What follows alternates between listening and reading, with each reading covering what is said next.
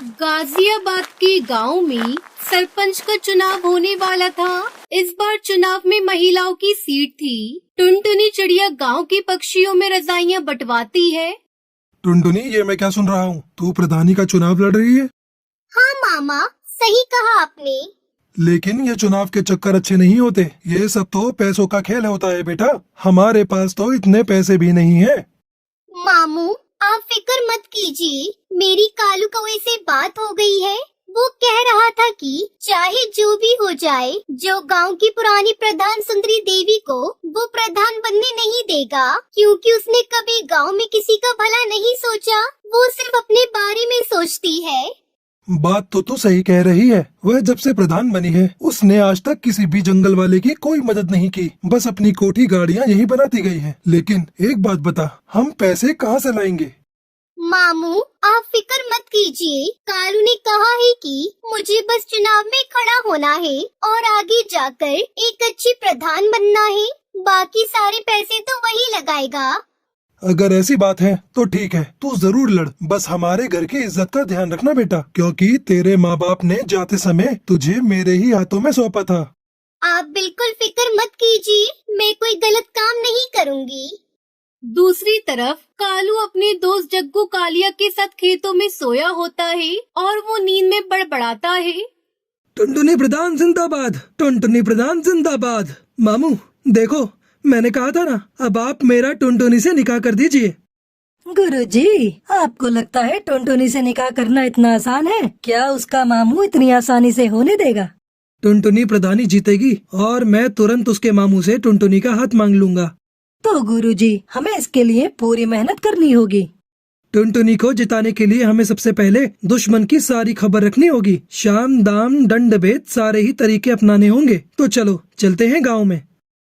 दूसरी तरफ बबली कबूतरी अपने घर के दरवाजे पर बैठकर अपनी बहन से कहती है, मैं नहीं लड़ रही है चुनाव।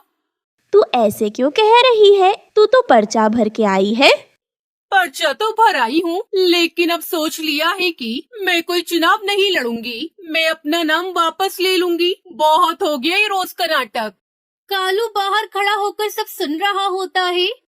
अगर ये चुनाव नहीं लड़ेगी तो हमारा तो बहुत नुकसान हो जाएगा। बबली प्रधान जिंदाबाद, बबली प्रधान जिंदाबाद। गुरुजी, जब आपने इसे प्रधान बोल ही दिया है तो जरूर जीत जाएगी। फिर बबली और उसकी बहन लूसी दोनों बाहर आते हैं। अरे मैं नहीं लड़ रही चुनाव, हमारे घर में तो रोज की लड़ाई है। मुझे एक बाबा ने बताया है कि बबली के घर में प्रधानी जानी चाहिए, और तू ये सोचती है कि प्रधान बन जाएगी तो घर का काम कौन करेगा? अच्छा तो ये बात है, लेकिन अगर मैं चुनाव में हार गई तो ना घर की रहूंगी ना घाट की। तू तो रही पागल की पागल। तेरा कुछ नहीं हो सकता। तेरे को बोलकर कोई फायदा नहीं। मैं जा रहा हूँ। रुक जा, इतने विश्वास के साथ बोल रहा है तो मैं जरूर लड़ूंगी चुनाव।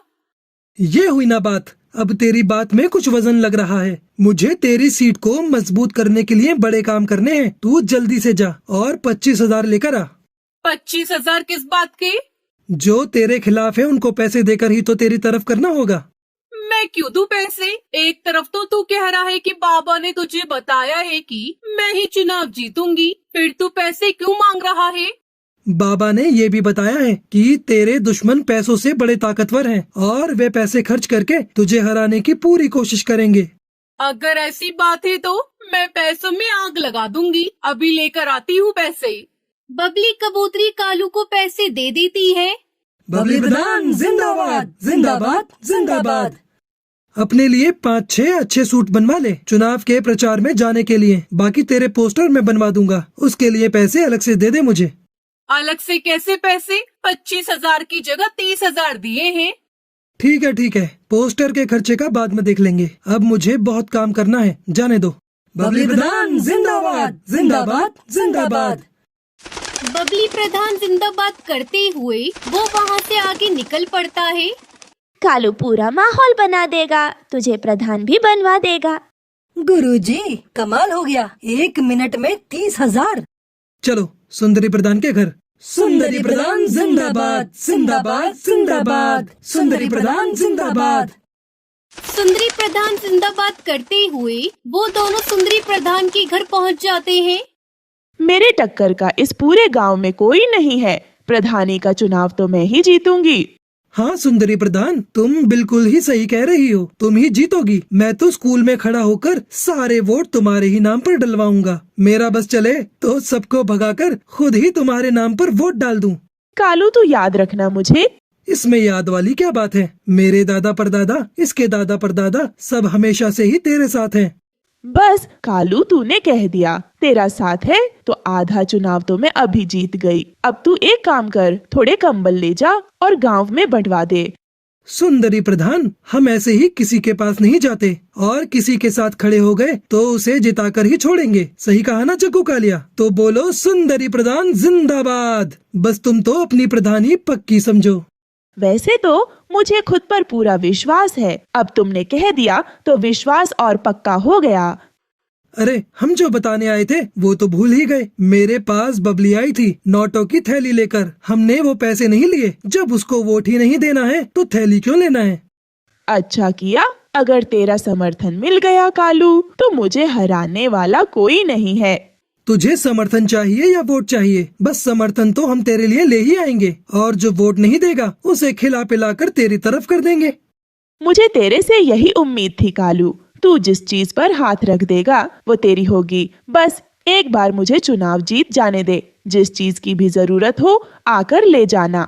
तेरे घर का तो मैं पानी भी नहीं पीऊंगा। तुझे वोट देने के लिए मैं तेरे से कुछ लूंगा क्या? वह तो जब मैं गांव में निकला तो 2-4 पक्षियों ने पूछा कि भाई किसे वोट डालना है, कुछ खिला पिला दो। उसके लिए मैं तेरे से पैसे लूंगा, उनको खिलाने पिलाने के लिए और तेरी तरफ करने के लिए, वरना मैं तो एक पैसा ना लूं।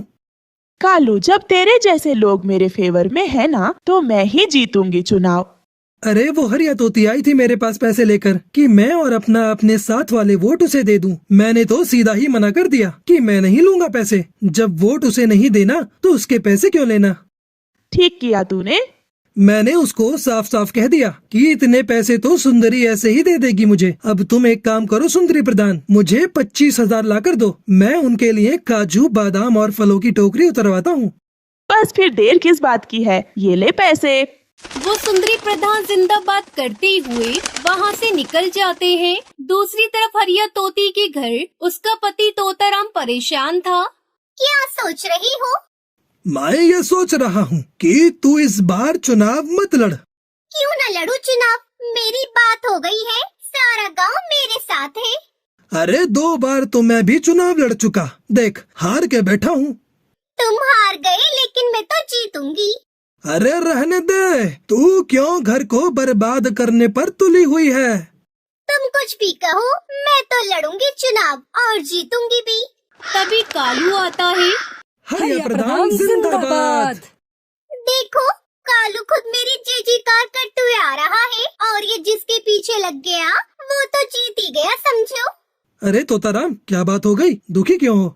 क्या बताऊं तुझे, 2 बार चुनाव लड़ा और हार गया। अब ये चुनाव लड़ने को कह रही है, बात ही नहीं मान रही मेरी। अब हार की बात करेगा तो हारेगा ही। जीत की बात कर, जीत की। पीछे मुड़कर देखना छोड़ दे और आगे की तरफ बढ़।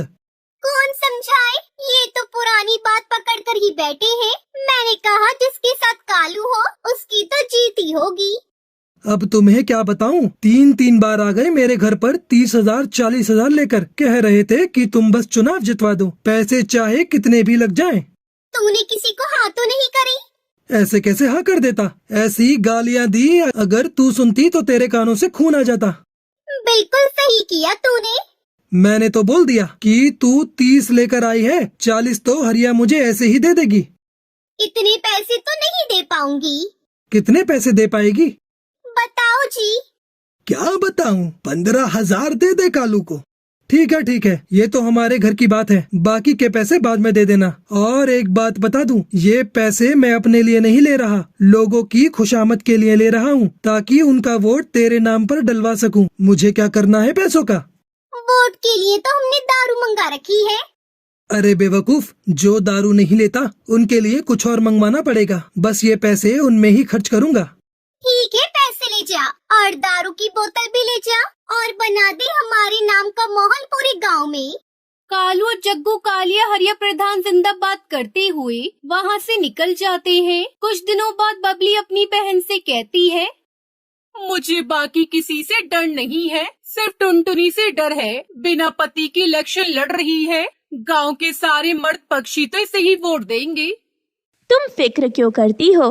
वैसे भी ये अपने गांव की है नहीं, ये इसके मामा का गांव है। इसकी सीट तो कैंसिल ही कर देंगे। वोटिंग का दिन आता है और गांव में वोट पड़ते हैं। सुनो गांव वालों, हमारे अधिकारी जी ने वोटों की गिनती कर ली है। अब वह परिणाम की घोषणा करेंगे। गांव वालों, टुनटुनी 103 वोटों से आगे है और वह गांव की प्रधान घोषित की जाती है। टुनटुनी कालू सब नाचने लगते हैं। गांव वालों, हमें पंचायत बुलानी होगी। यह चुनाव गैर कानूनी हुआ है। हाँ हाँ, सही कहा तोताराम ने। ये चुनाव गैर कानूनी है। टुनटुनी तो इस गांव की है ही नहीं, फिर ये चुनाव कैसे लड़ सकती है? गांव की चौपाल पर पंचायत बिठाई जाती है। गांव वालों, तोताराम का ये कहना है कि टुनटुनी इस गांव में गलत तरीके से चुनाव जीती है, क्योंकि वह इस गांव की है ही नहीं, इसलिए चुनाव दोबारा होंगे। क्यों होगा दोबारा चुनाव? मैं प्रधान बनी हूँ, मुझे जिताने वाले गांव के पक्षी ही है। हम पागल हैं जो हमने चुनाव के लिए 10 बीघा जमीन बेच दी। मैंने कोई गैर कानूनी तरीका नहीं अपनाया है। चुनाव लड़ने या जीतने के लिए मैं इस गांव की हूँ। मेरा निकाह इस गांव में हुआ है और इस हिसाब से मैं यहाँ चुनाव लड़ सकती हूँ। किसके साथ हुआ है तेरा निकाह? हमें भी तो बता। कालू से हुआ है मेरा निकाह, मैं झूठ नहीं बोल रही। गांव वालों, मेरी बात सुनो। ये चुनाव सही तरीके से हुआ है, क्योंकि प्रधान बनने के बाद किसी को अपनी कोठी बनवानी थी, किसी को फॉर्च्यूनर खरीदनी थी, तो किसी को अपनी बेटी की शादी करनी थी। सबको सिर्फ अपने बारे में ही फिक्र थी। गांव की भलाई की तो किसी को पड़ी ही नहीं थी। इसलिए मैंने इस गांव की भलाई के लिए टुनटुनी से निकाह किया। सबके सामने बोलता हूँ, ये गांव का काम करेगी और विकास भी करेगी। अगर ऐसा नहीं हुआ तो मैं खुद टुनटुनी से उसका इस्तीफा दिलवाऊंगा। गांव वालों, मैं यहाँ पर बड़ी हुई हूँ, लेकिन मैंने हमेशा आप सबको गांव की टूटी सड़कों की वजह से परेशान होता हुआ देखा है। इस गांव में 5वीं क्लास के बाद कोई स्कूल नहीं होने की वजह से बच्चों को इतनी दूर पढ़ाई करने के लिए दूसरे गांव में उड़ता हुआ देखा है। मेरे मामू मुझे पढ़ाना चाहते थे, लेकिन हमारे गाँव में कोई स्कूल नहीं था, जिस वजह से मैं आगे नहीं पढ़ पाई। और मैं नहीं चाहती कि हमारे गांव की आगे आने वाली पीढ़ी कम पढ़ी लिखी हो, खास तौर पर चिड़ियाएं, जिन्हें आप सब आगे की पढ़ाई के लिए दूसरे गांव नहीं भेजते। गांव के सभी पक्षी कालू और टुनटुनी के लिए ताली बजाने लगते हैं और इस तरह टुनटुनी चिड़िया जंगल के प्रधान बन जाती है और कालू की टुनटुनी से शादी हो जाती है।